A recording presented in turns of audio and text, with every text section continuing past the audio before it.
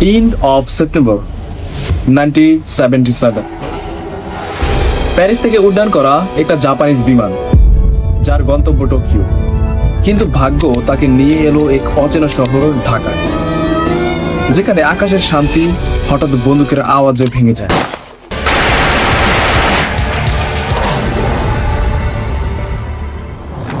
আঠাশে September 1977 Japan এয়ারলাইন্সের flight number 472 Paris থেকে টোকিওগামী একটি বিমান মাঝপথে ভারতের বোম্বে শহরে নামলো জ্বালানি ভরতে। এখনো পর্যন্ত সবকিছুই স্বাভাবিক চলছিল।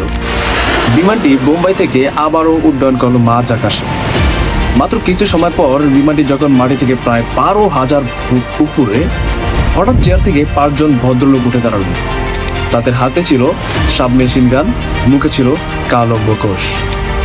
তাদের ভিতর থেকে একজন সামনে এসে দাঁড়ালো এবং সে বলল, "this flight is now under our control, we are the Japanese red army."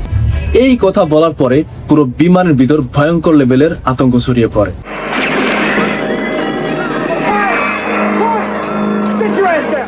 এই দলটির নাম ছিল জাপানিজ রেড আর্মি, সংক্ষেপে JRA।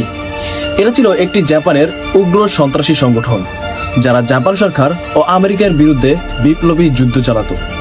তাদের নেতা ছিল মারুকা ওসামু এবং সেই এই মিশনের নেতৃত্ব দিচ্ছিলেন।